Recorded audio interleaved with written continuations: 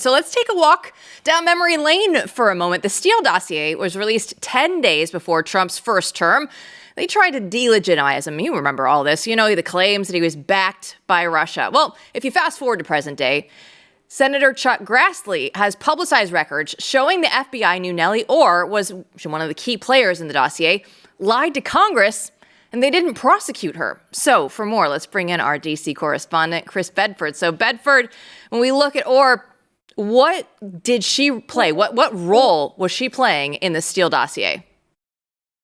So she played a couple roles in the Steele dossier. The Steele dossier was largely based on, or large parts of it were based on, an earlier dossier from Fusion GPS, where she was a Russian expert. She wasn't on staff. She was a contractor with Fusion GPS, and she provided a lot of information. She had emails back and forth with attorneys at the Department of Justice, including with her husband, Bruce Ohr, who was at the Department of Justice, was talking with lawyers about this, was helping to put this information together. And then once that information ended up being used in the Steele dossier, which is the one that's even more infamous, more broadly speaking, she and her husband, who was at the Department of Justice, kind of served as representatives of this information to DOJ lawyers, to the FBI lawyers. In fact, her husband was a witness for the Department of Justice on the matter until he was judged to be someone who had not disclosed everything, and to be judged to be someone who was unfit for this, couldn't be a reliable witness. Shortly after that, around that time, he was taken off of that case, and then he was demoted until he was eventually let go. And he, the whole time, claimed, Bruce did, that he had spousal protective privileges. He wasn't going to say anything that could potentially implicate his spouse, which is, of course, many of the different things they were doing absolutely would have.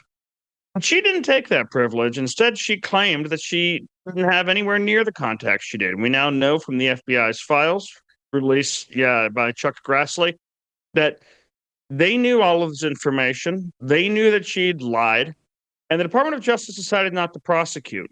Now, that is worth noting even more specifically, because this is the same time that they were prosecuting people like Roger Stone and other Trump associates for having lied before Congress and for perjury and things like that, or lying to the Department of Justice. So they were actively going after Trump associates who were guilty of this crime, and at the same time, actively ignoring associates, anti-Trump associates, and relations to the Department of Justice who are committing the same sorts of acts. The whole thing about the Russiagate has been a lie and a ruse and total corruption and essentially a soft coup that failed. The whole thing from start to finish. And I've been reporting on it for years and years. I know I've forgotten far more names than I can still remember on Russiagate and all the different things pulling back and forth for 8 years now. And every week, it seems like we learn something new that confirms all of your worst suspicions from day one. It gets even nastier and even uglier than you could have expected. It's more people are conflicted, more people are in relations with each other. It's one of the dirtiest scandals in modern American political history. Yes, all that true and being said, there's one problem here, which is that no one gets punished for any of this. And is there any realistic path for any of these players to be punished in any way? Or do you have any thoughts about what DOJ should do now? Because I think this really demoralizes a lot of people in America who want to see some kind of justice for really what should be one of the greatest scandals in American history. I think the DOJ ought to look into prosecution for lying. You can't commit perjury. You're not allowed to, even if you're the wife of a former attorney for the Department of Justice. These aren't weapons that need to be invented. This is not weaponizing the legal system. This is using the legal system in a way that is compatible with the way the legal system was used under the previous president, the way the legal system was weaponized against President Trump.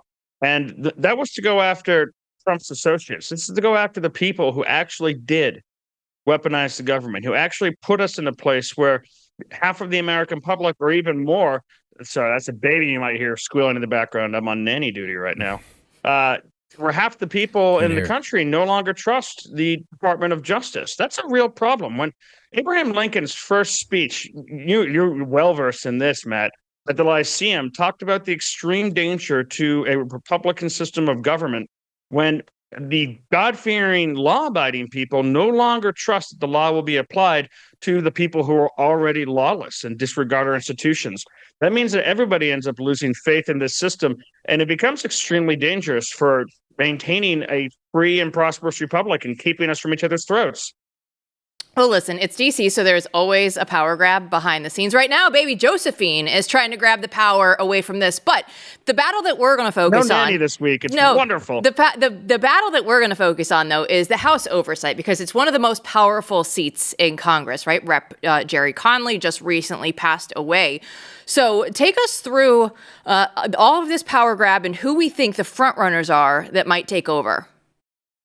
Absolutely. You've got 4 contenders right now to lead this important committee, and the Oversight Committee is important. The ranking member of the Democratic Party is going to be getting a lot of television time, going to get a lot of airtime, and their job is, in the limited capacity that the power that the party that doesn't have legislative power and doesn't have executive power is able to wield, is in oversight when Congress actually does its job and wants to actually do these, as opposed to kind of the Republican strategy method of simply holding hearings and then going on television to brag about them and fundraise.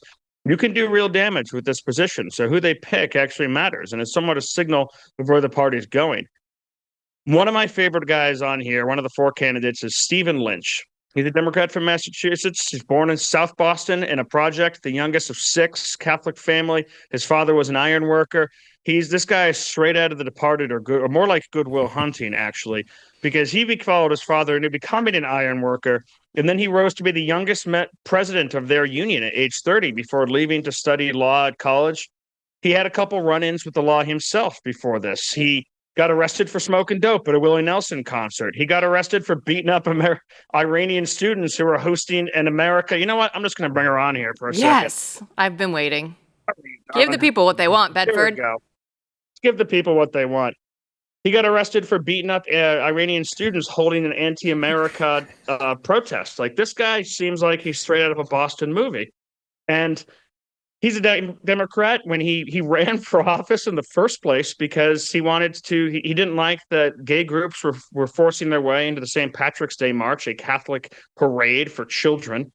And then had a similarly socially conservative record when he was in the State House of Massachusetts, the State Senate of Massachusetts. And then we came to Congress on a pro-life agenda, who was also pro-traditional marriage. But like so many Democrats whose districts have changed, South Boston does not look like it did when I was a kid growing up. It's all condos now. It's wealthy. It's a lot of yuppies. You'll see the latest gay flag there. And he moved the Democratic Party. He voted with Joe Biden 100% of the time. He raises money for Planned Parenthood and things like that. But Democrats, activists still hate him because of his past as just being a classic Massachusetts old school Democrat politician. But this is a committee that really takes care of the seniority. That's why you have people die in office. Remember, AOC ran for this office in December, and she lost it. And she didn't even try running this time because she said all they care about is seniority. So he's the acting ranking member, and he's got a good beat on being able to be the next ranking member of Oversight. Then you have Kweisi Mfume, who was born Frizzell Gerard Tate. He comes from a working class background, a poor background, grew up in Baltimore in a rough neighborhood, was involved with gangs, or at least hung out with them when he was a kid. It's kind of hard to go outside and not get involved with that when you're a kid in a neighborhood that's overrun by gangs. He's been in Congress for a very long time. Since the early 1990s, or actually he came in when Ronald Reagan was in his second term. And in the early 1990s was already chairman of the Congressional Black Caucus.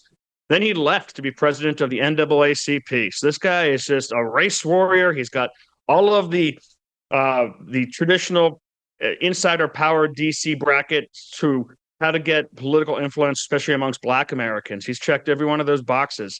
And then he came back to Congress, and he's even a little bit older, born in the 1940s, but he's someone who should be taken seriously because of his backing by the Congressional Black Caucus. Then you've got another member of the CBC, Jasmine Crockett, who, if she didn't exist, conservative media would have to invent her. I was trying to figure out with you guys yesterday, how exactly did she become famous again? I'm pretty sure it was a fight over nails and body type and bleach blonding hair with Marjorie Taylor Greene on in a committee hearing. Like, this woman is absolutely wild. She's an overt racist. She's threatened violence repeatedly, whether it's against Elon Musk or Ted Cruz. She's a wild woman, but she's when the base is really active for a fight, she's been providing that, and she's not been saying we need to be quiet in front of Donald Trump. And so she's someone who actually could be a contender still without that seniority. If AOC couldn't get it, Jasmine Crockett doesn't have her credentials. And then finally, you've got Robert Garcia. The first time you might have heard of this guy, unless you've got the terrible luck to live in his district in California, was when this atheist, married to a man, perfectly progressive record, born in Peru, like literally not even born in this country, congressman, took his oath of office, not on the Bible, which even Thomas Jefferson took an oath on the Bible. He didn't do that. Instead, he took his oath on an original copy of the Superman comic and a picture of his parents. So it's kind of a strange guy. I guess he gets all the progressive cred. AOC and those types like him more than anyone else because he's the type who really wants to back their sweeping agenda, their Medicaid for all, their Green New Deal. He's totally on board with every progressive cause in a way that the CBC and Jasmine Crockett and the rest really aren't. So he's an interesting guy to watch for in general for the future of where the Democrats are going, although he's got a more difficult track to winning here than the rest. Well, Chris, whatever microphone you have, I want, because somehow you use it and it takes away the baby's crying so we can't hear it. And yet we still get to see the baby. And what a wonderful daughter. This girl is going places. She's just having a great time. She is. She's ready for prime time. Baby Josephine, all the segments, she is absolutely welcome here on the show.